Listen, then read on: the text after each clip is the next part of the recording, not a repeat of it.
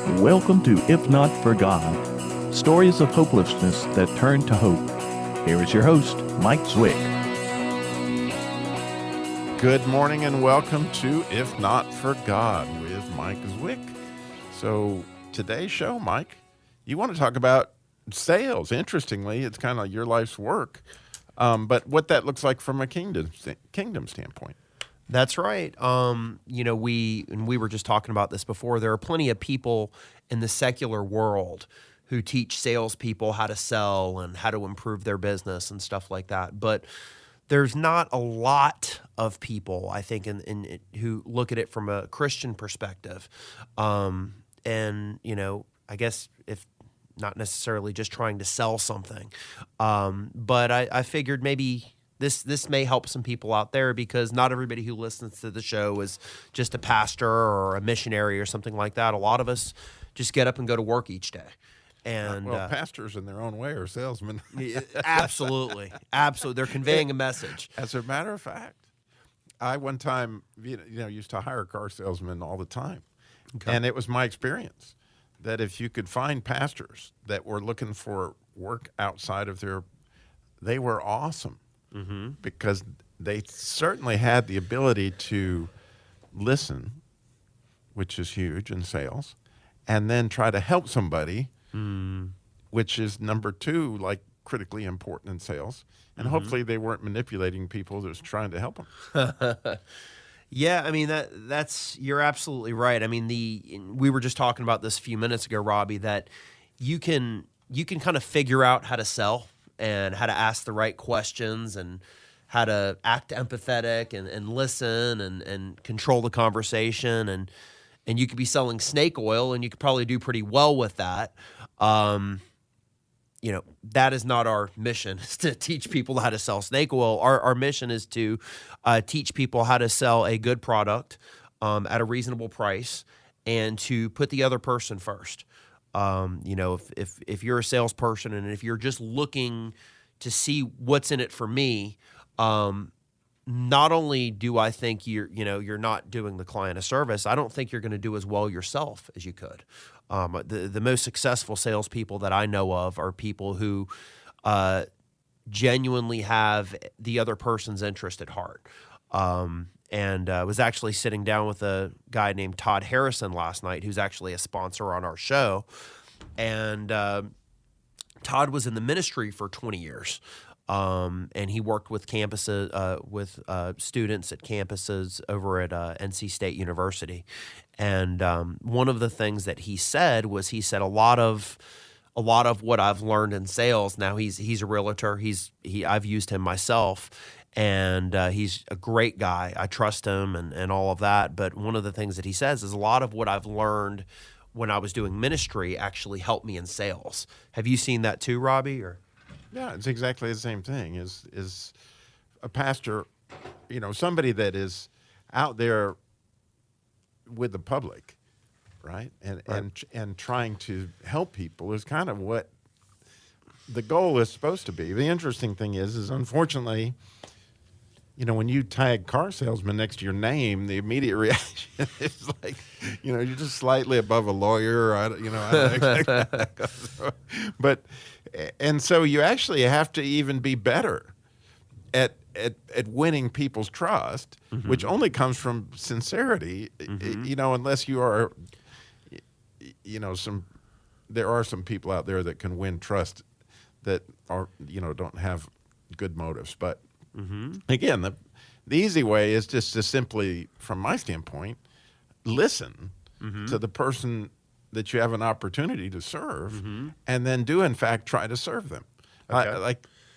Believe it or not, I've used to tell car salespeople all the time because I trained hundreds and hundreds of car salespeople through my career.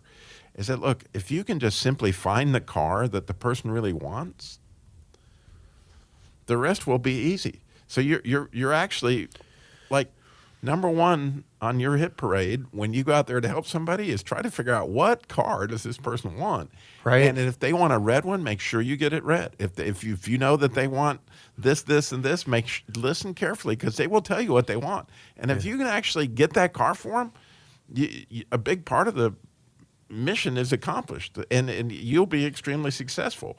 But you know, most car salesmen, unfortunately, think they need to sell what's on the lot. Right. And so I'm going to sell you what I've got rather than trying to figure out what it is that you want. There you go.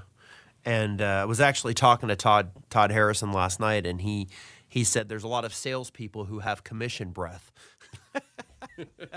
And it stinks. You know, that's interesting because I was studying the testing of Abraham recently and looking at that in Hebrew. And, you know, that word has this sense of smell to it. Like God tested Abraham because he wanted to get a whiff. And it was the same kind of thing. Like if you test food like hamburger meat, what are you going to do before you cook it? I mean, you're going to see if there's death in the pot, so to speak. Right. And so when you're out there dealing with people, you can smell death. And that's what God was trying to find out, if Abraham was truly alive. And that's a pretty good smell. Yeah, the one of my mentors when I first started, and I sold books door to door, 80 hours a week. You talk about a tough job, but What kind of books did you sell door to door? they still come around. There was a company called Southwestern. As a matter of fact, I think Dave Ramsey actually sold for the same company before he did that for a few summers out of, and we would meet in Nashville every summer. But one of my mentors had actually told me, he said, Mike, he said, I don't know how to explain this. He said, but there's something to it. He said, when you're selling somebody something, and he said, you really don't care if they buy or not, they tend to buy. He said, but when you really want to make the sale, That's when you have commission breath. Yeah. Yeah. Yeah. And people sense that, you know, there must be something else behind that. And there's no doubt about it. And also what we talked about earlier, the old car salesman proverb was, he who speaks the most ends up with a product. And so, Right. you know, part of it is trying to understand what they want. And that means you need to listen. Yeah. And the problem with a lot of salespeople is we love to talk. We love to talk. And, you know, I think after you're in sales for a while, you kind of learn not only to listen, but you enjoy listening to other people because, you know, Robby, if I'm talking to you, I'm not really going to learn anything new. But if I'm listening to what you have to say, I might learn something. And therein lies the opportunity to help somebody. Because you can't help them if you don't really understand or you don't really know what's going on. And, you know, often, I'm sure you come across this in what you're talking about, that people themselves don't even know what's standing in the way of the process that they're wanting to engage in. That's right. Right? Let's say, you know, you sell insurance. So here comes this person, and they don't realize their health is going to be potentially, you know, a big issue when it comes to what it is that they're trying to accomplish, right? Yeah, I mean, you know, a lot of times, and what I'll do is, and I think it kind of throws people off, is I'll start talking to them and this and that. And one of the things that I'll say is that, you know, what do you know about life insurance? And they just kind of go, and there's a few people who actually know a lot. And I like talking to them, you know, and it's a little bit easier. But a lot of people say, Mike, I don't really know much. I know that when you die, it pays off, and that's about it. But when I ask them that, and then I go into it and I said, well, let me tell you, these are some of the differences.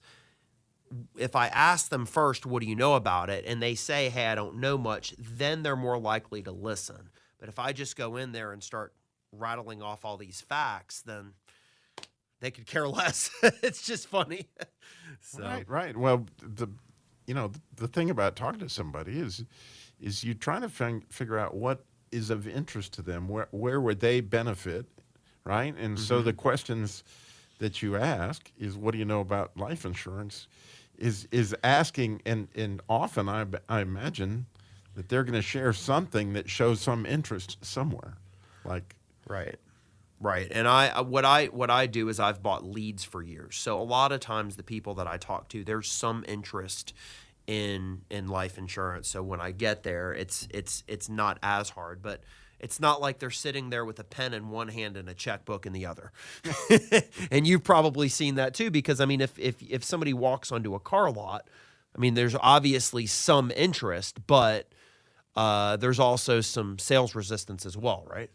Oh, there's tremendous sales resistance, I can assure you. A lot of times, the favorite saying that you hear, I'm just looking. I'm just looking. So what do you do? That's saying, get away from me, you car sales, you commission-breathed individual. Yeah, so what do you do to kind of combat that? Well, you don't combat it, number one, because, if you come on with commission breath whatsoever, then you're really disturbing them. Right. And so, but the obvious thing is, well, we got some cars out back and some other things, can you give me an idea of what you might be looking for, and maybe I can help point you in some direction, because. So it kind of takes the pressure off. Right. You heard what I said. I'm just looking. But you're still saying, well, I can help you look, if you tell me what it is that we're, because I know the place pretty good. I know where the stuff is. So I guess a lot of times even though they've walked up to the lot, a lot of times their heart is probably beating fast and they're nervous because somebody's here comes a car salesman and he's just been waiting for me to, and believe me, I worked in dealerships, years ago where there were 40 guys standing on the corner, and you had to be the first guy out there, or, and so when you see this horde coming at you, it was like a vulture. It was, and so you better be prepared when you got there for some resistance, because they were like, man, this is horrible, but that was just, back in the 70s and 80s, that was the way a lot of stores were set up. We just had so many car salesmen. It's crazy. So one of the things we got to go to a break, though. So when we come back, we're going to find out more of, what's the difference between manipulation and actually advancing the kingdom.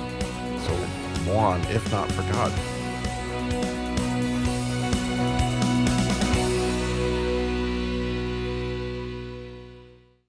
If you feel stressed, all your life is stressed, and so is your walk with God. Your body is dealing with that as well.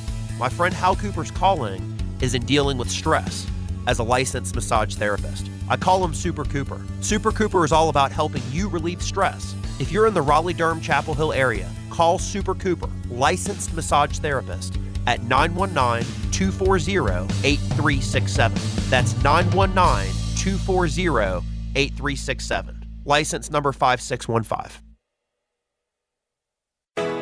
If you're trying to sell your home and you're sick of your realtor telling you they can't get your price, think Todd Harrison. Call me.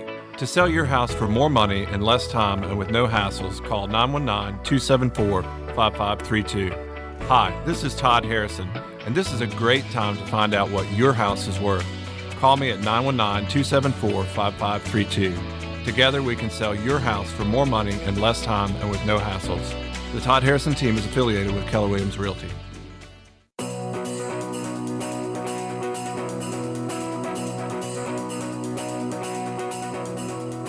Welcome back to If Not for God with Mike Zwick. Today's show, we're talking sales, manipulation kind of versus kingdom building. What does that look like? And, often, really, what I found was that in order to truly help somebody, sometimes I had to tell them no. Yeah. That yeah. I don't think it's a good idea if you buy a car right now. Or right. I don't, I can remember one time I had this couple, they were quite pregnant. Okay. And they wanted to buy a Pontiac Firebird, which was a two-door car. And I had kids at this point in my life. And I was like, oh, you're going to put that car seat back, I tried my best to explain to them. I remember it really well. And I was like, I said, I really, number one, the insurance on these cars is like crazy high for young people like yourselves. Right. That you might want to talk to your insurance agent before you get it. But number two, if you get this car, you won't believe how hard it will be to put that child in the back seat of it because it's a two-door car. And they looked at me and they said, Robby, we really like you, but if you don't sell us this car, we'll find somebody who will. So you sold him the car. Actually, did not. Really? Because when they called and got their insurance quote, they were like, oh, it was like, $1,500 every 6 months or something. Which back in those days was a lot of money. It may not. And so they actually ended up buying a 4-door car that like a Grand Am or something that really met their needs. But at the time, I remember the statement. And sometimes, if you're going to really help somebody, you're going to have to risk telling them what you really think, or otherwise, aren't you really manipulating them? Yeah. I was actually talking with Todd about this last night, and something actually brought this verse up, but it was Matthew 7 verse 12, and it says, "So in everything do to others what you would have them do to you, for this sums up the law and the prophets." Wow, if you're a salesperson, I think Jesus is talking to you right there. What do you think? Oh, that's exactly the thing. That you're looking at the situation and you're evaluating and you're thinking, and this happens a lot in car sales with credit. Like, wow, I can see what your budget is, and I can see the car you're looking at, and I'm like, wow, do you really want to take on this amount of debt? And all you can do is actually counsel, as if, I'm trying to help you, but I'm not trying to run your life. Yeah. It's just an interesting thing. So you find yourself there too, I'll bet. Yeah, I've actually had circumstances where I probably could have sold somebody something, but I knew it wasn't the best for them, and I ended up referring them to another insurance company. Now the whole time you're doing it, you're like kicking yourself, but after you leave, you're glad, and it makes you feel better. And so I think when you do the right thing consistently, you can wake up in the morning and you can look in the mirror and you can smile. And you can know that you're doing the best, not only for yourself and for the customer, but also for the kingdom of God. Because a lot of the people that you talk to, whether it's in, you're selling cars or insurance or whatever you're doing, they'll probably never go to church. A lot of them will probably never step foot in a church. And so you're the closest to church that they're ever going to get. Or you may be the only person who's able to tell them about Jesus. But if they find out afterwards that you you really took advantage of them, I mean, you think they're going to listen to you about Jesus? Or, stay what they, but the point is still that the reason they're going to have any interest is, they're going to be asking, they see hope in your eyes, they see joy in your eyes, they see you've got something that they're not experiencing, and, you got to be prepared to give them the reason for the hope that's in you. I love that verse. I love that verse. Yeah. I don't know if you're able to do this or not, but sometimes when I'm talking to somebody about insurance, it's just me and them, or me and a couple or whatever, and I just sense the Holy Spirit sometimes saying to bring up God, or bring up, hey, thank God for another day, or something small like that. And a lot of times, people could be having a bad day, and I could just remind them that God is good, and they go, oh yeah, whether I sell them anything or not, I mean, that's the bigger purpose, is to tell people about Jesus. So, what my practice was, and to an extent still is, is that in the morning I get up and I study something. And whatever it is flips my switch, and I'm like, man, I've been fit. I really feel good about it. This is really exciting that I learned this today. That and so as I go out in my day, whoever I come across, man, look, you want to know what I learned about this morning? And I just start saying, this is what I learned. Like the thing that I tested in Abraham. Well, that was just a couple mornings ago. I learned that. Yeah. And so it's going to be always almost something on the top of my head that I learned. Yeah. And it isn't necessarily telling them about Jesus, but it'll almost always be something that I learned in the Bible. Right. In fact, it always will be something I learned in the Bible. And so it was just simple discipleship, sort of like, a disciple is an enthusiastic learner, and so an enthusiastic learner wants to share what they've learned. That's right. And so I shared that with customers. I shared it with other people I worked with. I shared it, started Bible studies and all this stuff over the years just out of enthusiasm. And, it gets back to the Great Commission. Right. Matthew 28, go make disciples yeah. of all nations, enthusiastic learners. And the easiest way to do that, I understand, is to be an enthusiastic learner yourself, because it spreads. Right. And one of the things that I've learned, not only in my walk with God, but also in business, is when I take time just to sit and think and not do anything, just shut off everything, the electronic devices, all of that. But when I take time just quiet, sitting and thinking, it's all of these great ideas, I believe, that God just gives me. And I think so many of us, we're in the habit of just go, go, go, go, go, go, go. But if you remember, even when God created the earth, he took a seventh day just to relax and rest, the Sabbath. And I feel like, you can go, go, go, you can work, work, work.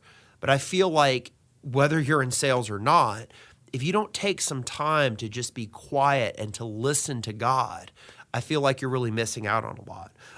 If you look at it, Jesus, after he would preach a lot of times, he would want to go and get away and be by himself and pray.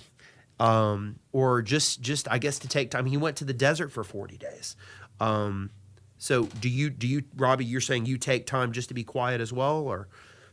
Oh yeah, about like 2 to 3, 4 hours a day at least. And it has been my practice, the older I get, actually, the more that actually happens. And usually prayer is going to be involved in that. Okay. Specific listening prayer where I'm asking God, give me some way to interpret this that I'm thinking about. Okay. What am I missing here? What am I, so there are certain things. There's a wonderful app I got from Ransom Heart Ministries called the 1 minute pause, which actually has a 10-minute pause. Okay. And I'll do that besides my 4 or 5 hours in the morning that I do, then I do those pauses throughout the day where I'll just stop then. And then when I get in the car, to come home, I'll do it again. Like that's just, wow. I mean, for me, it brings life like tremendously. So maybe somebody listening may say, hold on, 4 or 5 hours a day just to stay. Not everybody may not have that amount of time. They may have kids, they may have other stuff, but I mean, even I'm 65 years, so clearly, my kids are out of the house. Okay. My mother-in-law isn't, but and we're taking care of her, and I took care of my father before that. But no, I get up at like 3:45 to make this happen, so that I can have that time, me and Jesus. And there's Bible study involved, and there's lots of things that are involved in that time, but it's quiet. Okay. It's quiet. And my family knows that, if this is, part of who Robby is, and he won't be himself if he doesn't get that. Yeah. Well, we were talking about it a little bit before, and you said it's important to listen to the customer. How much more important is it to listen to God? Exactly right. Exactly right. And I started out, like I suppose a lot of folks, it was a half an hour, then an hour. But what I found out is the more I did it, the more life I got, and the more I felt like I was enjoying, my time. Is it when you first started doing it, because there's a lot of people out there who don't take any time to just sit still, but when you first started doing it, was it difficult at first? Yeah, in fact, it was Norman Vincent Peale's, I'd bought the book, The Power of Positive Thinking, because I wanted to sell more cars, and he said, you got to get up an hour earlier and read the Bible. And so I realized in order to get up an hour earlier, I was going to have to go to bed an hour earlier because I couldn't operate on less sleep. And so, you do have to be in relatively good health and all sorts of things in order to make that happen. Okay. And you have to have some discipline about what time you go to bed, because if you do that, you're not going to be able to get up. And so, yeah, it isn't easy. And if it wasn't really, really, really rewarding, and that is one thing I've learned over the years, like I would get on a routine that would say, okay, I'm going to read through the Bible in a year, or I'm going to do all these things. There's a lot of projects out there that people will put you on, and they may be wonderful for somebody. But for me, personally, every morning I'm asking God, where are we going today? Where in the Bible do you want me to go? What do you want me to study? And in doing that, he takes me on fabulous adventures and has taught me things that just blow my mind, his secrets and all that stuff. So, you know, my own personal study is evolved to really being able to listen to God and ask him directly today. And so today I may be studying William Gurnall's, you know, The Full Armor of God, and tomorrow morning he's got me in 2 Corinthians or back in Genesis. You know, I might be studying the Hebrew of something, or I might be studying the Greek, or he might be having me, you know, read James Banks' new book on prayer. Okay. And so I'm kind of skipping all over the place, but as we get together in the morning, he sends me on my lesson plan, which is just phenomenal. Yeah. I mean, and so I'm always excited because he doesn't let me down. You know, I guess, so when I think about it, Mike, really, when it comes to my time with God, if not for God. If not for God. It's a great place to close. Yeah. If not for God. If not for God. Thank you for listening to If Not For God with Mike Zwick. For more shows, subscribe on iTunes to If Not For God. For more information on Mike or to contact him, go to ifnotforgod.life.